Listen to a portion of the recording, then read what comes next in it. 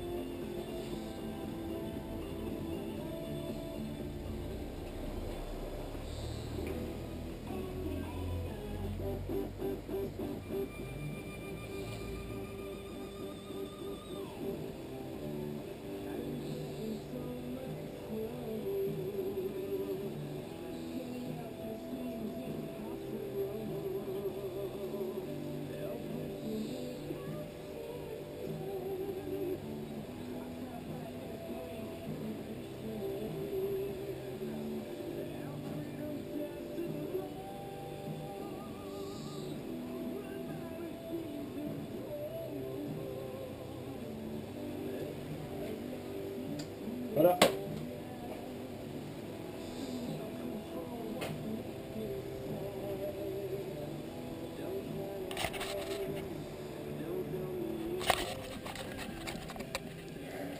Donc voilà, le moteur du turbo est sorti de la caisse. Donc pour ça, en fait, là j'ai choisi de faire ça aujourd'hui.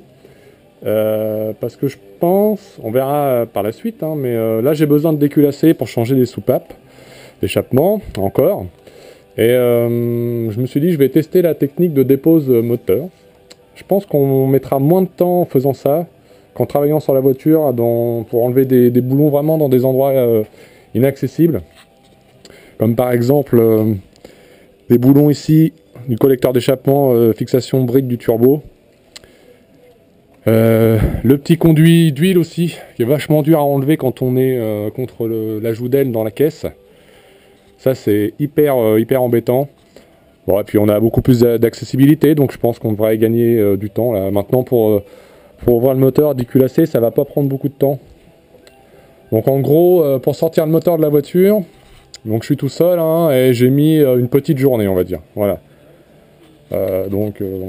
J'ai simplement pris quelques renseignements, j'ai regardé un peu la doc, j'ai modifié plusieurs choses par rapport à la doc, parce que ça me paraissait trop compliqué pour après remettre le moteur. Donc j'ai préféré moi laisser les étriers, les amortisseurs directement sur la caisse, et j'ai simplement déconnecté ici donc la barre anti-roulis et le bas de l'amortisseur qui est relié là normalement.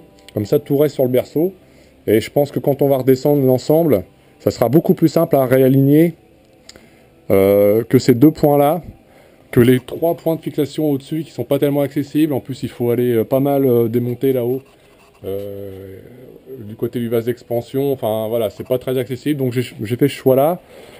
J'ai aussi choisi de laisser le compresseur de clim pour éviter d'avoir à ouvrir le circuit et de dégazer, d'avoir à recharger et avoir des fuites par la suite. Donc j'ai préféré le laisser là aussi, c'est possible. Étant donné que le déshydrateur et le condenseur, tout reste sur le devant de la voiture en fait, donc il n'y a pas de gros soucis. Donc voilà hein, le principe, hein, on déconnecte tout ce qui est relié au moteur, hein, c'est-à-dire arbre de transmission, les échappements, tous les connecteurs électriques, le câble de commande de la boîte, les supports du catalyseur, ne pas oublier ce que j'avais fait au départ. Ensuite, on débranche le faisceau moteur par la baie de pare-brise, hein, c'est pas très dur à faire. L'essence, la colonne de direction ici. Donc moi je l'ai repéré avec un peu de peinture pour la remettre exactement au bon endroit pour pas avoir de réglage à faire par la suite. Donc voilà, enlever le Y à l'admission. Important aussi c'est d'enlever tout ce qui est bride au niveau des turbos à admission pour pouvoir se faire de la place et puis après sortir le moteur sans rien abîmer. On déconnecte le radiateur. Là j'ai même laissé le tuyau inférieur, je savais pas si ça allait le faire, finalement ça se fait bien. Et après on déconnecte le radiateur de la boîte type Tro. Donc ici c'est les deux tuyaux qui sont là, hein. Je sais pas si on voit, c'est pas très éclairé, qui sont branchés là. Voilà, câble de masse, le plus de la batterie du démarreur qui est donc en haut. Les tuyaux du vase d'expansion, tuyaux de circuit de vide, ici. Qu'est-ce qu'on a d'autre encore à déconnecter? Bah voilà, hein, déjà quand on a fait tout ça, on a déjà fait un gros boulot. Et puis pareil, donc on a le bocal de direction assistée qui est donc là-haut, qui reste là-haut, parce que en fait on déconnecte ici directement la pompe de direction assistée par ce tuyau là. Et là tout reste sur le berceau avec le moteur. Ce qui fait qu'en fait on n'a pas tant de démontage que ça. Qu'est-ce que j'ai retiré d'autre? Oui, le tuyau supérieur donc du radiateur. Et puis évidemment bah, les boîtes à air, hein, filtre à air. Ça c'est les deux durites ici qu'on retrouve là. Donc ça c'est l'alimentation du radiateur de chauffage de la voiture. Voilà, donc ça aussi pareil on déconnecte. Et ce qui fait qu'en fluide j'ai vidangé uniquement l'huile du moteur. On a perdu à peu près, allez, on va dire, 2-3 verres au niveau de la boîte de vitesse sur l'huile du radiateur de boîte. Et puis évidemment, bah, le circuit de refroidissement, hein, ça c'est obligatoire. Donc voilà, maintenant, un petit peu de boulot pour déculasser ce moteur, mais là, ça me paraît vachement plus accessible maintenant. Donc ça devrait aller. Voilà, bah, je vous tiens au courant pour la suite si ça vous intéresse. Je vous ferai donc un tuto pour le démontage, donc pour sortir le moteur de la caisse. Donc là, sachant qu'on sort moteur, berceau, train avant, boîte de vitesse, boîte de transfert. Hein. Tout sort en même temps, comme ça on se prend pas la tête.